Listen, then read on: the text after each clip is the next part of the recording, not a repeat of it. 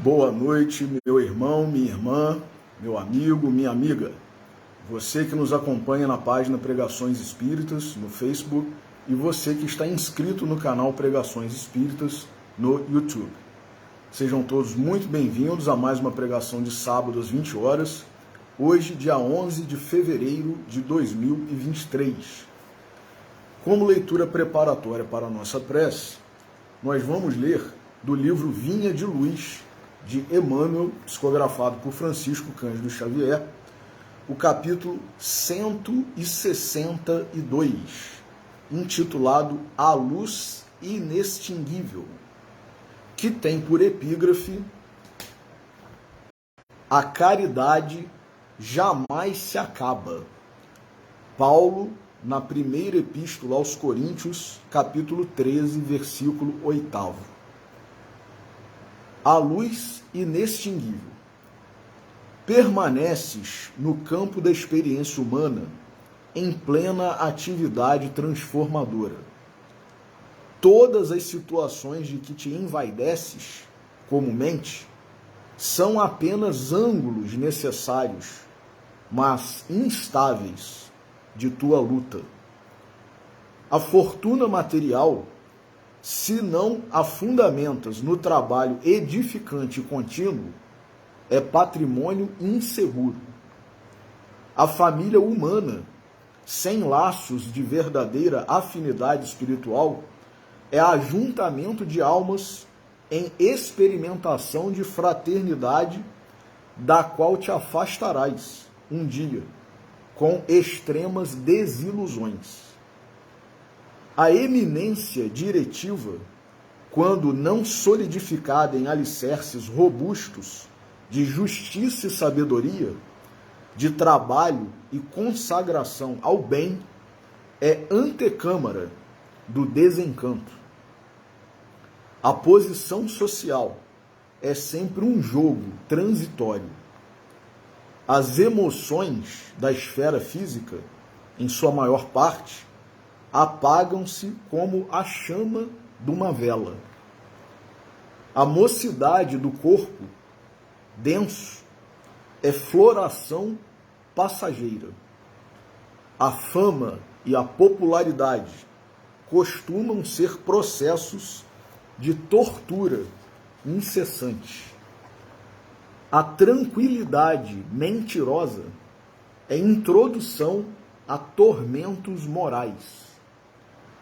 A festa desequilibrante é véspera de laborioso reparo. O abuso de qualquer natureza compele ao reajustamento apressado. Tudo ao redor de teus passos, na vida exterior, é obscuro e problemático. O amor, porém, é a luz inextinguível. A caridade jamais se acaba. O bem que praticares em algum lugar é teu advogado em toda parte.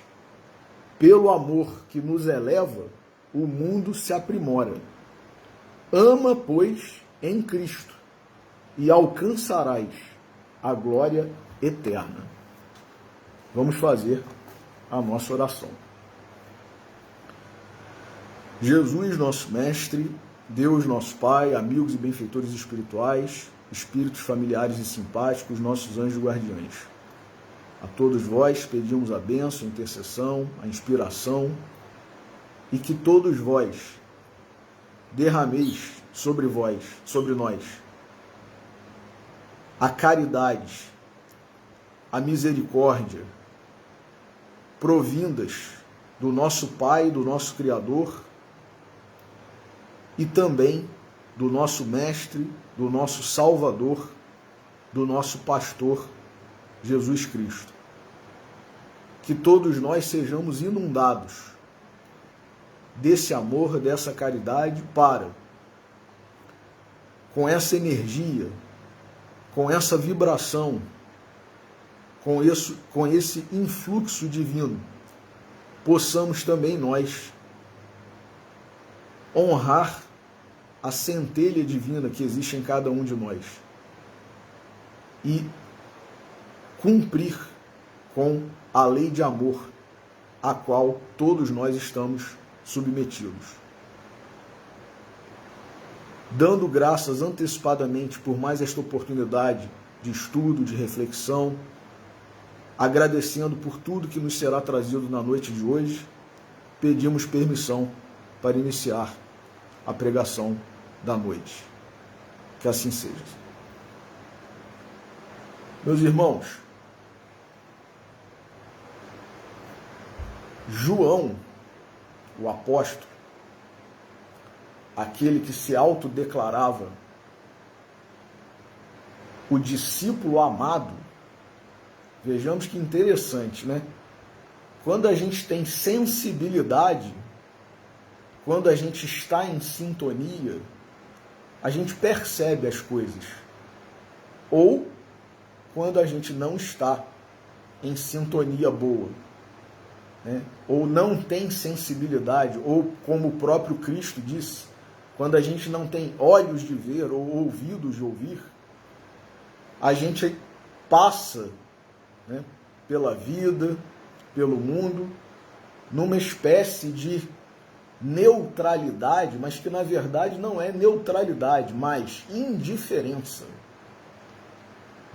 Passamos desapercebidos. E isso, na verdade, é fruto, como nós veremos aqui hoje, do egoísmo e do orgulho. Mas João, o discípulo amado, jovem,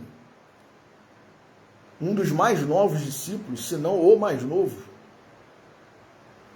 ele tinha esses olhos de ver, esses ouvidos de ouvir, tinha essa sintonia e essa percepção, essa sensibilidade, e percebia, sentia o amor de Jesus em relação a ele.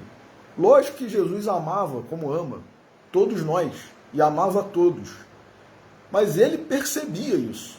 E muitos de nós, apesar de sermos amados, não percebemos. Então, ele disse, João, Deus é amor. E logo no início do seu evangelho, nos primeiros versículos, ele diz, no princípio era o Verbo, e o Verbo se fez carne e habitou, ou em outras traduções, né, e tabernaculou entre nós. Que verbo? Que verbo? O verbo amar. Jesus é a encarnação do verbo amar. É a personificação do verbo amar. E como meu sobrinho Antônio acabou de me dizer agora, antes de eu começar a pregação, perguntando sobre o que seria a pregação, e eu falei sobre caridade, e ele falou, caridade é o amor em ação, é a prática do amor, e é verdade, né? Então, se nós estivermos sintonizados com o amor de Deus, com o amor de Jesus, tivermos olhos de ver, ouvidos de ouvir, nós nos sentiremos amados. Nós nos sentiremos parte desse todo universal, e essas necessidades que nós temos de nos autoafirmarmos ou de nos fazermos notados, percebidos, diminui. Por quê? Porque nós já sentiremos de uma forma mais natural, mais verdadeira, mais completa, esse amor, esse exercício que, como disse o apóstolo Paulo também, que está aqui na epígrafe do capítulo que nós acabamos de ler, a caridade jamais cessa. Ou seja, a caridade não termina, não para. Deus não faz pausa, nem Jesus, em relação ao amor para conosco. Então, meus irmãos, falar de caridade, né, é falar do amor de Deus, do amor do nosso Senhor Jesus Cristo, do amor dos espíritos benfeitores, dos santos, dos anjos, de Maria Santíssima, né, a grande intercessora de nós outros. Né? Então, se nós não estivermos sintonizados, se nós não tivermos sensibilidade para perceber isso, quem está perdendo a felicidade, a maravilha de vivenciar somos nós. Porque nós não deixamos de ser amados porque não percebemos, porque não estamos sintonizados. Só que é como nós temos visto atualmente, né, essa avalanche de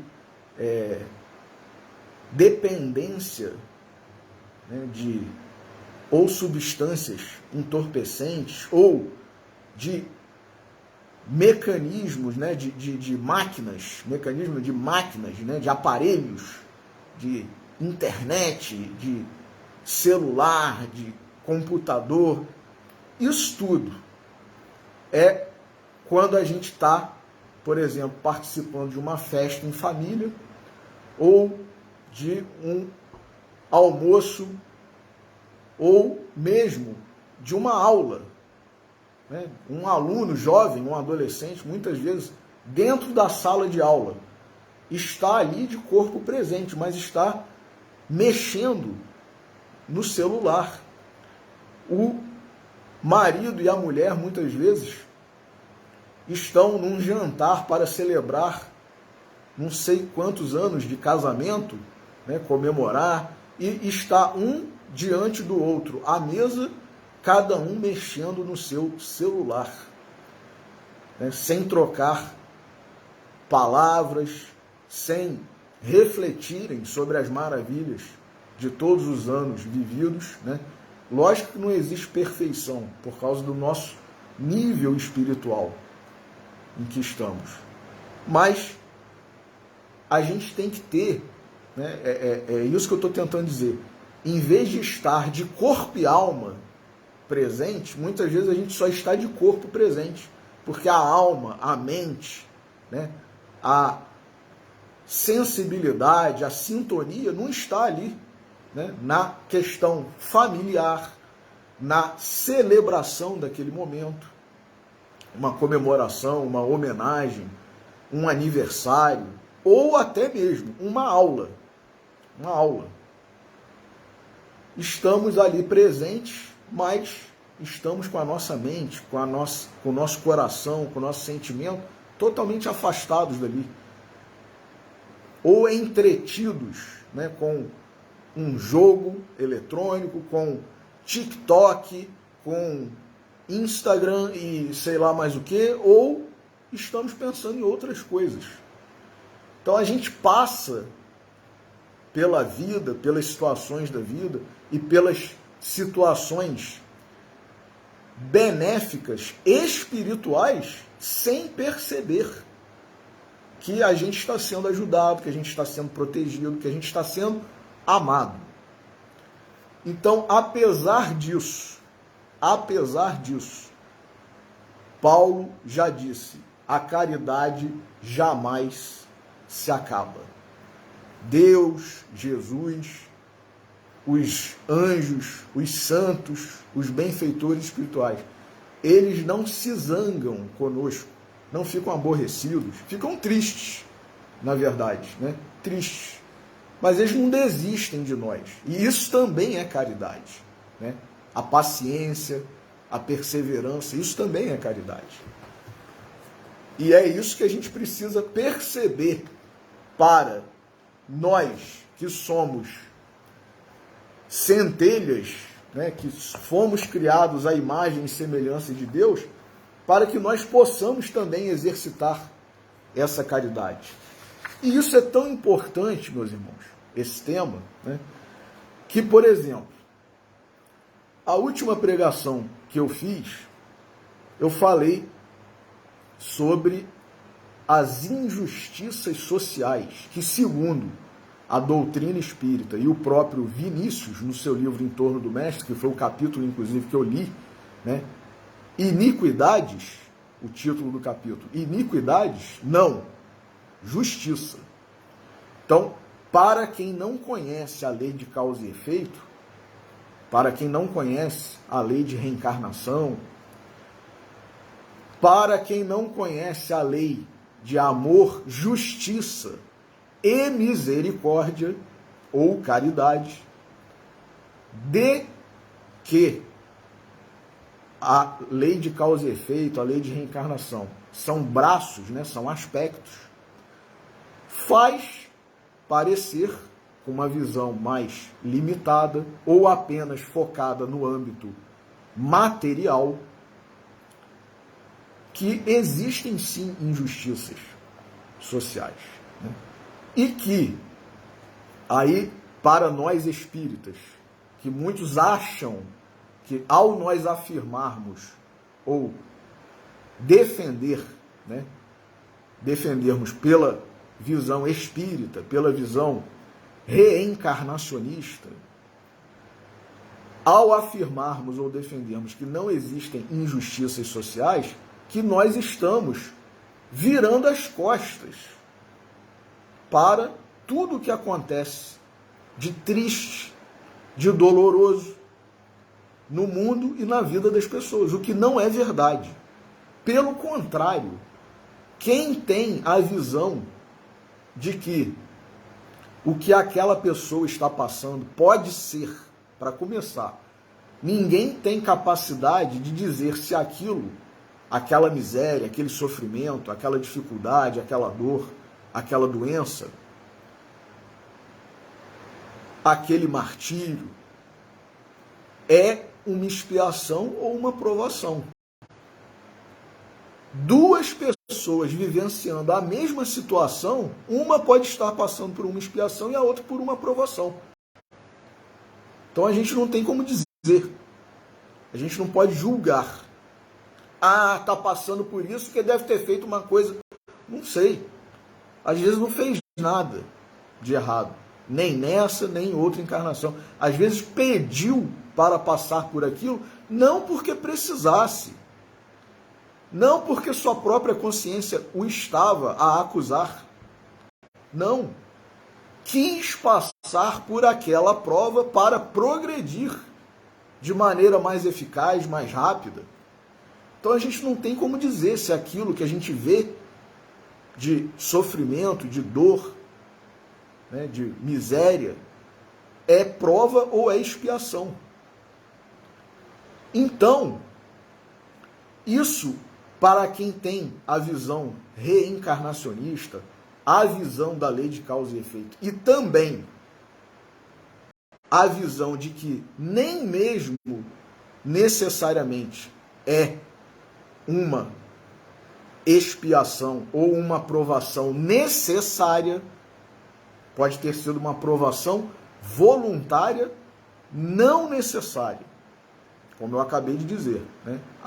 O espírito escolheu uma prova muito difícil para alavancar o seu progresso, ou para alavancar o progresso dos seus pais, seus genitores, ou de um irmão, de uma irmã, de alguém próximo. Então, os espíritos, né, principalmente os que escolhem essas provas, eles muitas vezes estão num grau de renúncia que a gente ainda não tem capacidade de compreender, meus irmãos. Então, nem tudo que a gente vê de dor, de sofrimento, né, é expiação ou é provação necessária, ele precisava passar por isso, ela precisava passar por isso, de alguma forma, né? Ou muito menos, injustiça social. Porque se nós escolhemos, ou a espiritualidade, né, os encarregados de programar, de projetar, de planejar as reencarnações, determinaram aquilo, é porque ou era necessário ou nós escolhemos. Mas aí, voltando, né, ao início de por que eu estou falando dessa questão.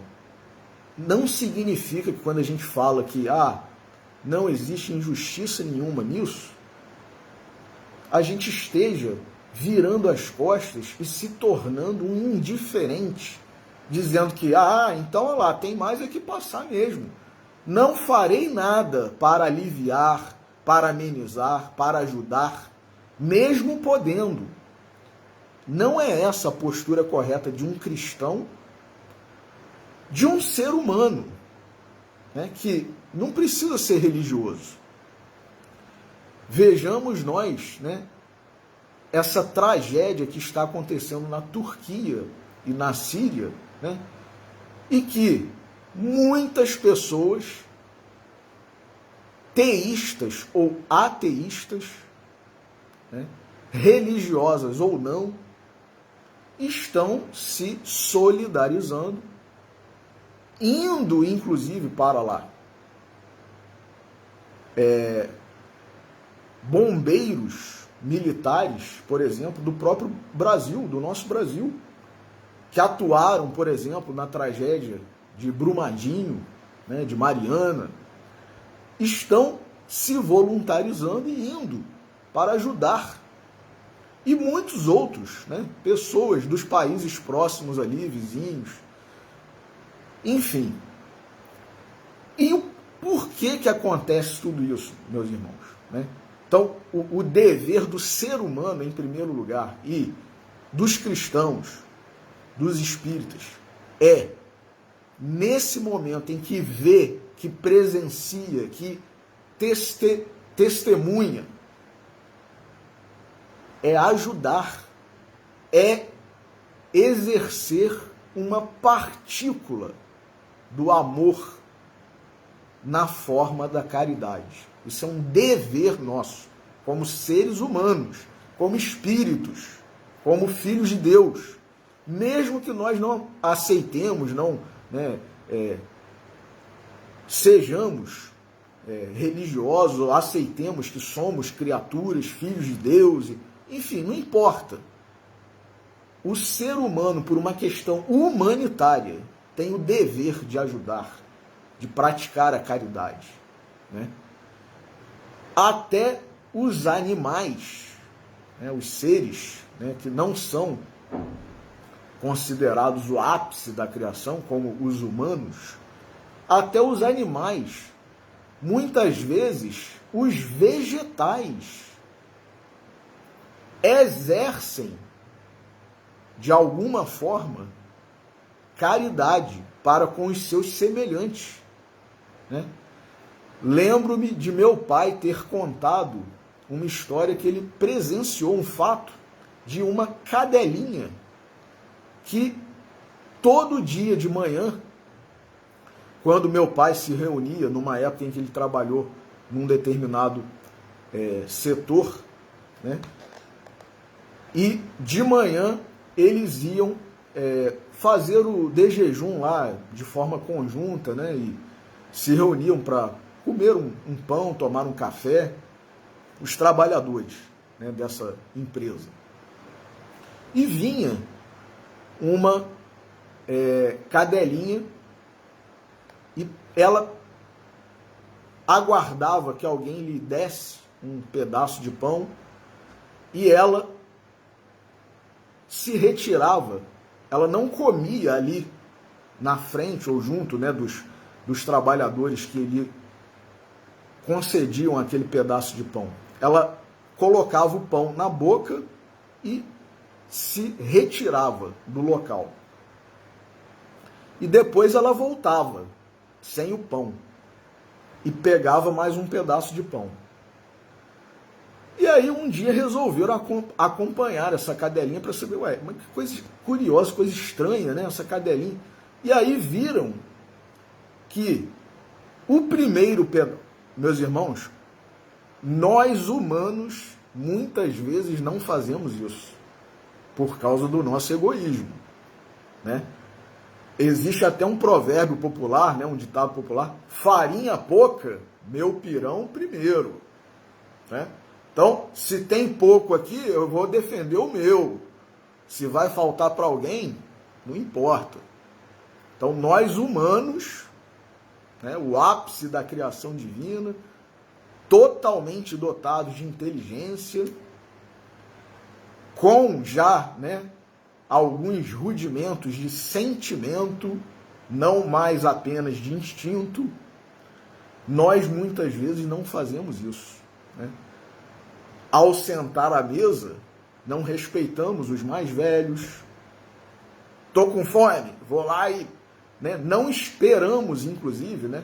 Hoje em dia deve ser careta essa visão de sentar para almoçar, né, em família, né? Que coisa careta, Rafael. Isso não é mais do século XXI. Isso é do século, quando muito, do século XX. Mas, na verdade, você deve estar no século XIX ainda. Então, quer dizer, né, aquela participação que nós acabamos de falar no início aqui da nossa reflexão de hoje. Aquela coisa de celebrar, né, de comemorar, de partilhar, praticamente não existe mais, né? Cada um que se vira, ó, gente, a comida tá pronta, hein? Quem quiser que se sirva aqui. Então, cada um almoça numa hora, todo mundo morando na mesma casa, sendo uma mesma família, né? E, enfim.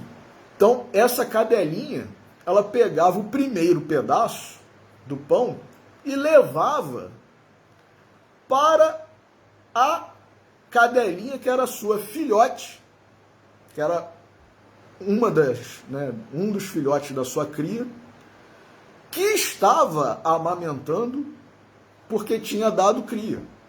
Meus irmãos, ou seja, essa cadelinha era uma avó que renunciava ao pedaço primeiro que ela recebia, porque ela ia conceder a sua filha, que estava ocupada amamentando os filhotinhos, os seus netos, né? Então, olha que caridade, olha que renúncia. E nós humanos, muitas vezes, não temos essa atitude. Então, a prova de que a centelha divina, de que o amor divino está em tudo, até nos animais, nos seres que nós, com o nosso orgulho, consideramos inferiores, está aí, né? Então, todos os dias, se nós pararmos para observar a natureza, a vida, nós veremos exemplos, gestos, atos de amor, de caridade. E muitas vezes nós nos fechamos, como disse meio Alto de Souza, né, na nossa concha, na nossa concha escura do eu, né? E não temos olhos de ver, nem ouvidos de ouvir. E aí sim viramos as costas, né, para o sofrimento, a dor, que é uma oportunidade para nós exercitarmos a caridade. Então, isso tudo é tão importante que Kardec dedicou um capítulo inteiro no livro Evangelho segundo o Espiritismo, que é o capítulo 15. Fora da caridade não há salvação. E aí, ele começa aqui: o de que precisa o espírito para ser salvo. E aí dá o exemplo que Jesus nos trouxe do bom samaritano.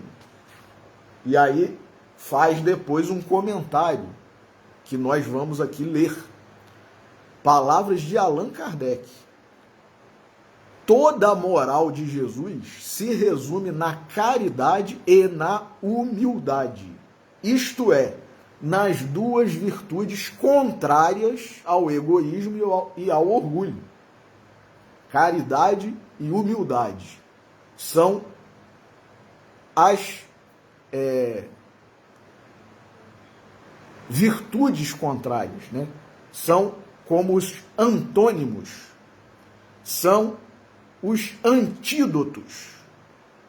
para essas doenças, orgulho e egoísmo. Né? Quer dizer, caridade, egoísmo, humildade, orgulho. Em todos os seus ensinos, Jesus, ele aponta essas duas virtudes como as que conduzem à eterna felicidade. Bem-aventurados, disse, os pobres de espírito, isto é, os humildes. Kardec falando o que é pobre de espírito, para a gente não ficar depois inventando aí um monte de interpretação nova. Bem-aventurados, disse, os pobres de espírito, isto é, palavras de Kardec, os humildes, porque deles é o reino dos céus.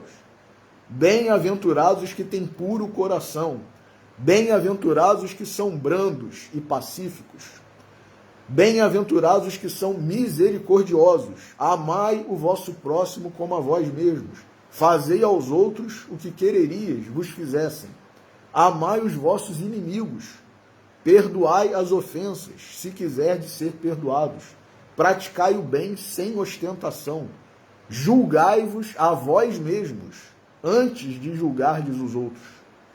Humildade e caridade, eis o que não cessa de recomendar e o de que dá ele próprio, Jesus, o exemplo. Orgulho e egoísmo, eis o que não se cansa de combater. E não se limita a recomendar a caridade. Jesus não se limitou a recomendar.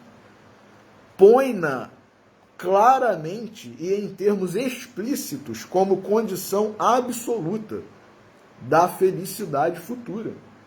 No quadro que traçou do juízo final, deve-se, como em muitas outras coisas, separar o que é apenas figura, alegoria. Há homens como os a quem falava, ainda incapazes de compreender as questões puramente espirituais, tinha ele de apresentar imagens materiais chocantes e próprias a impressionar. Para melhor apreenderem o que dizia, tinha mesmo de não se afastar muito das ideias correntes quanto à forma, reservando sempre ao porvir a verdadeira interpretação das suas palavras e dos pontos sobre os quais não podia explicar-se claramente. Ao lado da parte acessória ou figurada do quadro, há uma ideia dominante, a da felicidade reservada ao justo. Justo é aquele cumpridor da lei de Deus.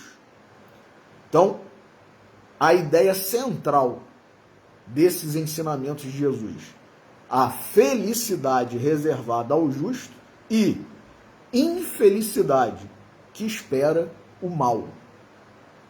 Mal com U, né? A pessoa má. Depois, Kardec dá uma aulinha de direito, por incrível que pareça, meus irmãos, falando de sentença, libelo, pena ou consequência, né? Sentença, julgamento. E termina esse primeiro trecho do capítulo 15, Fora da Caridade Não Há Salvação, dizendo que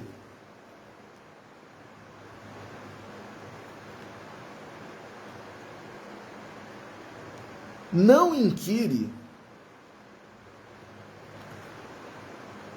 o proceder de Jesus quando, né, exortou-nos a praticar a caridade e resumiu toda a lei e os profetas nos 2 mandamentos que ele citou: amar a Deus sobre todas as coisas e ao próximo como a si mesmo. Nisto está resumida toda a lei e os profetas. Então, inquire Jesus, né, tão somente uma coisa: se a caridade foi praticada. Informa-se, por acaso, da ortodoxia da fé, quer dizer, se você é dessa ou daquela religião, daquele segmento, faz qualquer distinção entre o que crê de um modo e o que crê de outro? Não. Pois Jesus coloca o samaritano, considerado herético, mas que pratica o amor do próximo acima da ortodoxia que falta com a caridade. Então, a primeira coisa é que aqui Kardec não está abordando a ortodoxia de ser um cumpridor fiel, nesse sentido, mas de ser mais apegado às fórmulas, aos dogmas, muitas vezes, e tendo uma postura, um comportamento, muitas vezes, que beira ou que chega a ser fanático, em lugar de, abrindo mão de tudo isso, e sendo até mesmo um ateu, praticar a caridade. Então, é isso que Kardec está a explicar. É muito melhor você praticar a caridade, não sendo um seguidor de tal ou qual religião, né? Ou tão apegado a esse ou aquele aspecto, do que você ser muito apegado a essas coisas e, na hora de praticar, de vivenciar, que era o que o próprio Cristo, né, Jesus, condenou de forma enérgica, veemente, em relação aos fariseus da sua época. Eles eram muito apegados às práticas exteriores, às fórmulas, né? E, como ele próprio Jesus disse, né, raposas, né, lobos em pele de cordeiro, a pretexto de oração, invadem as casas das viúvas, sepulcros caiados, raça de víboras, hipócritas. Então, tudo isso se aplica a nós outros. Se nós estamos mais preocupados com a forma, com a aparência, do que com a vivência, com o exercício da caridade. Então, não considera, portanto, a caridade apenas como uma das condições para a salvação, mas como a condição única. Se outras houvesse a serem preenchidas, ele as teria declinado. Palavras de Kardec. Se para sermos salvos precisasse de mais alguma coisa, Jesus teria dito. Desde que coloca a caridade em primeiro lugar, é que ela implicitamente abrange todas as outras. Humildade, brandura, benevolência, indulgência, justiça e porque há a negação absoluta do orgulho e do egoísmo. Aí Kardec vem com outro trecho, uma outra análise. O mandamento maior, que nós acabamos de dizer. Caridade e humildade, tal a senda única da salvação. Egoísmo e orgulho, tal a da perdição. Este princípio se acha formulado nos seguintes precisos termos. Amarás a Deus de toda a tua alma e a teu próximo como a ti mesmo. Toda a lei e os profetas se acham contidos nesses dois mandamentos. Palavras do próprio Cristo. E para que não haja equívoco sobre a interpretação do amor de Deus e do próximo acrescenta.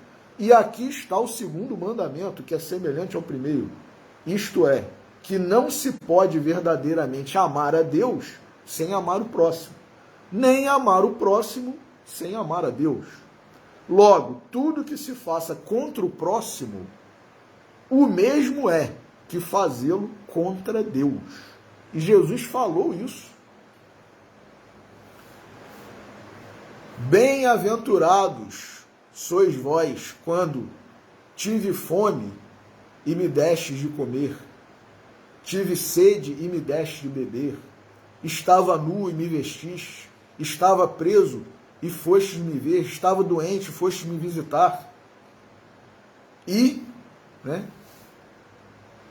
ai de vós, né? Ou apartai-vos de mim, né?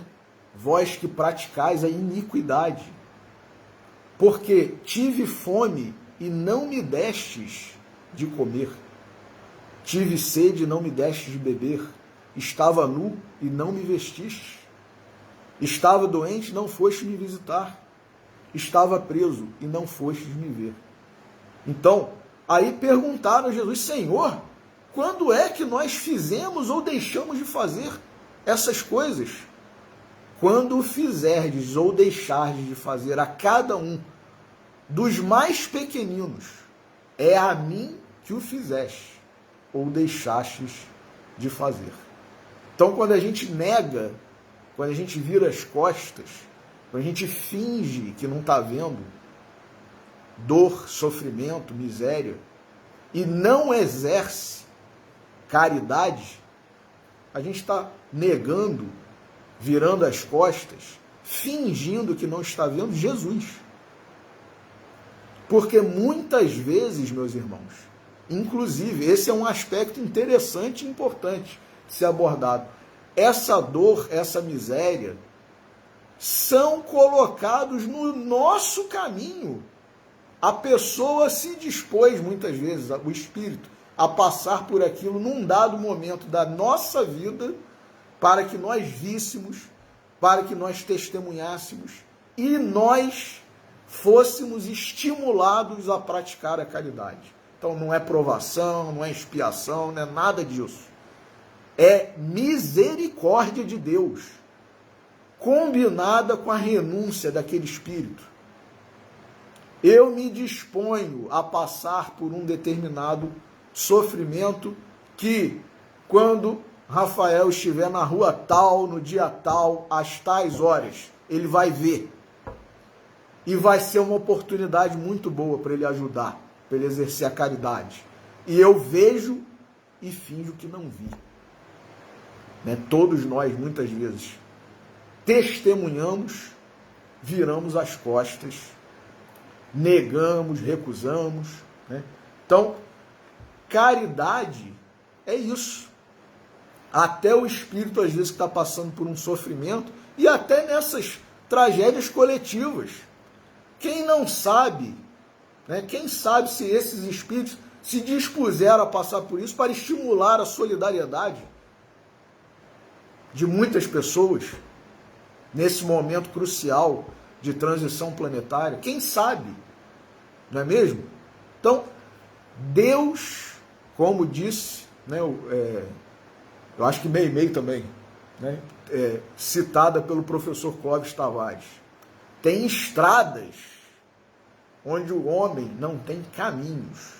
Então a gente não sabe nada, os desígnios de Deus, a misericórdia de Deus não é compreensível a nós outros, por nós outros. Os mecanismos que Deus usa para fazer com que nós cresçamos, para fazer com que nós nos elevemos espiritualmente, evoluamos, progridamos. Então, um grupo muito grande de espíritos pode se predispor a determinadas tragédias coletivas para incentivar, exortar, conclamar que nós outros façamos a caridade naquele momento.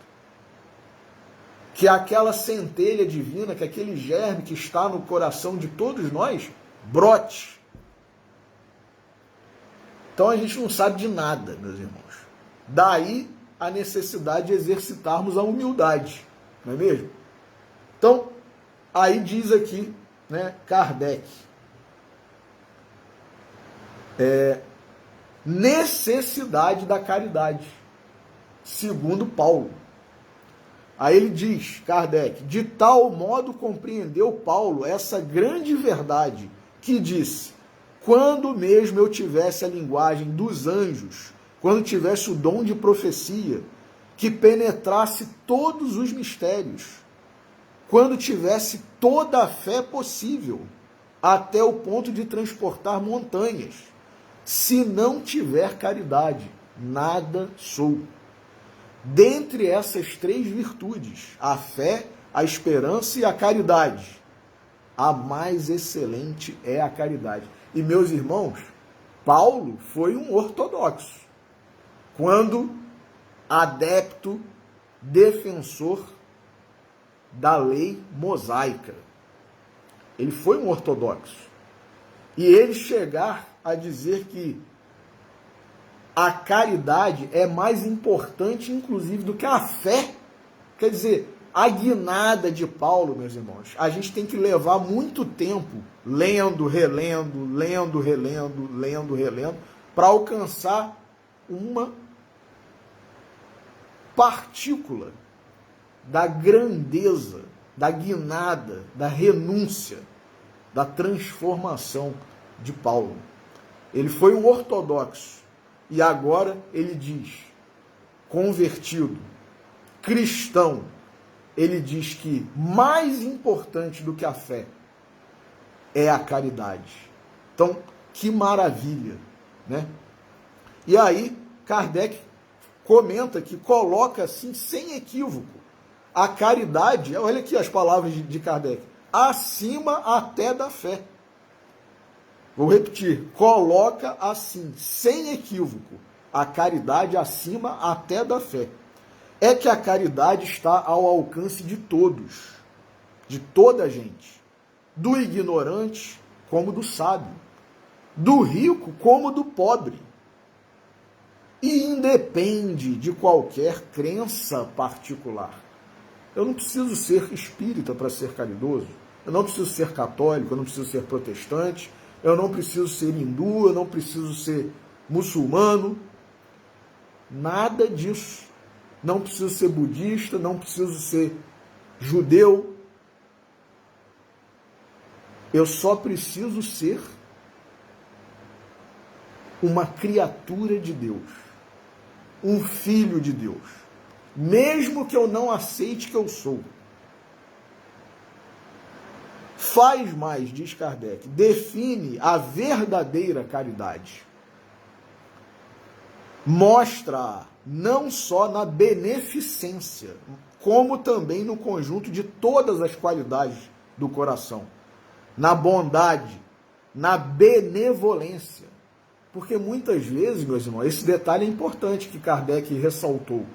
A gente é caridoso, a gente é beneficente com alguns, mas a gente não tem benevolência para com todos.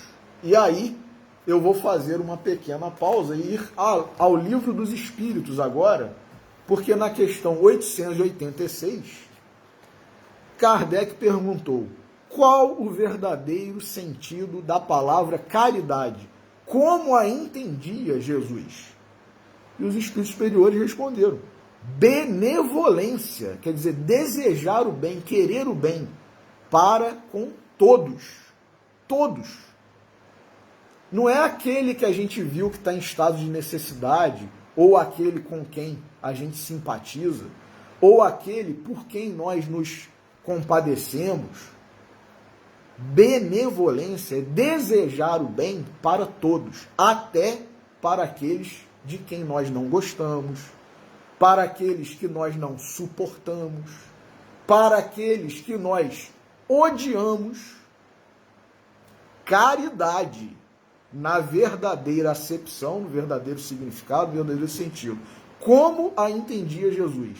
É desejar o bem até para as pessoas que são nossos inimigos, nossos antagonistas, nossos adversários, de uma maneira geral. Então é benevolência, desejar, pelo menos, já que eu não consigo ir até o meu inimigo e fazer o bem a ele, pelo menos que eu deseje o bem. Porque muitas vezes a gente peca, né? Porque a gente faz uma oração linda, maravilhosa, desejando, né, que o amor de Deus, a mão de Jesus, né, alcance todas as pessoas que estão vivenciando a tragédia lá da Turquia, da Síria, na Ucrânia, nos países da África que estão vivenciando, né, brigas, guerras fratricidas, africanos contra africanos, um matando o outro, porque um faz parte de uma facção, o outro de outra, né? Ditaduras espalhadas pelo mundo inteiro, né? A gente pede na oração que o amor, a misericórdia, né? A intervenção, a intercessão se façam, mas cala, silencia ou pior, né? Pensa, mas aquele sujeito que me fez isso, aquilo, aquele não.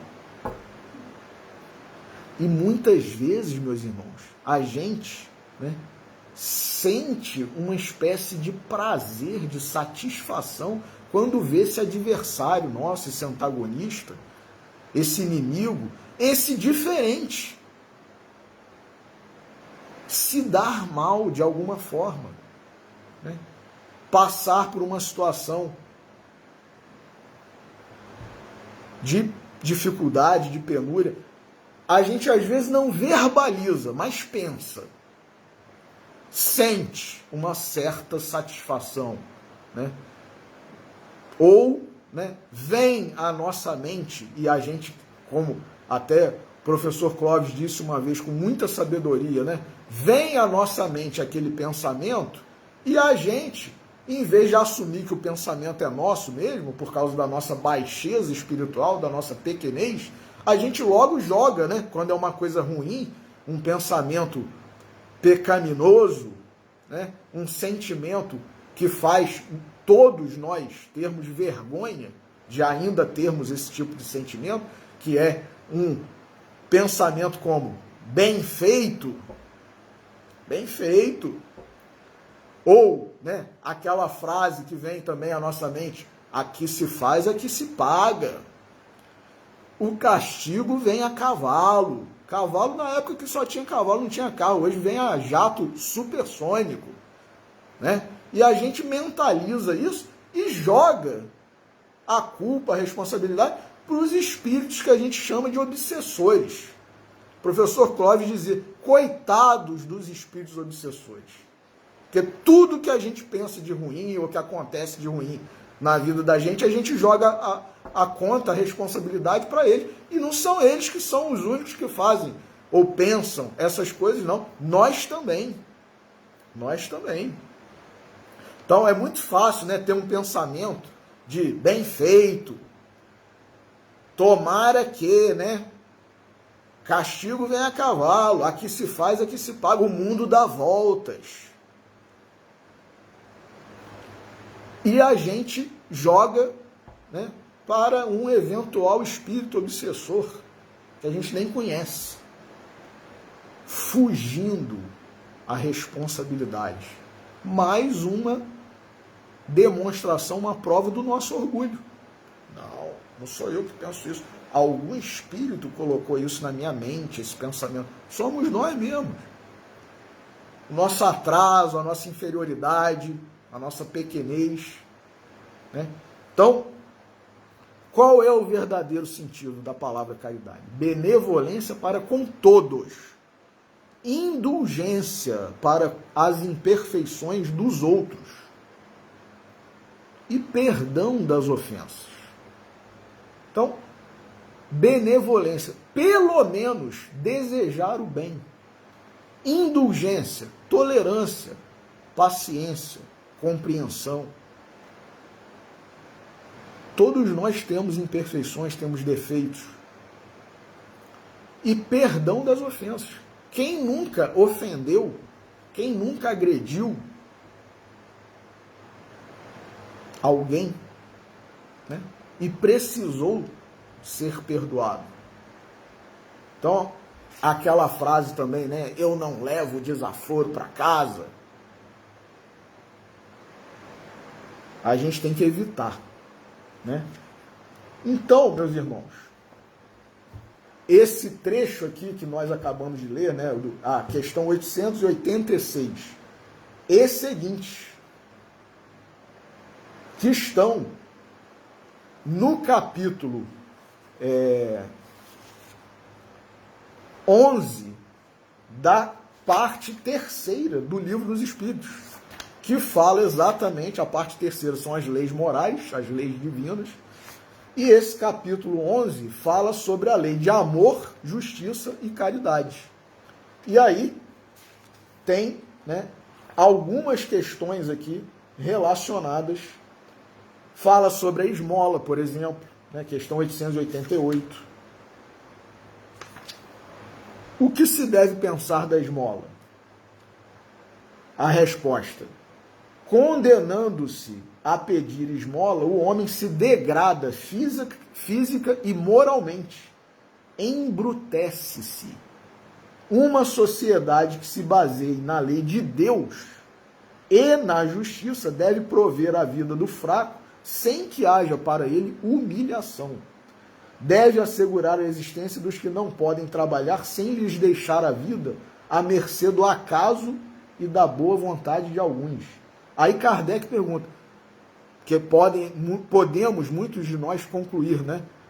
Dar-se-á reproveis, então, a esmola? Quer dizer, então não é para dar esmola? É isso que vocês estão querendo dizer? Não.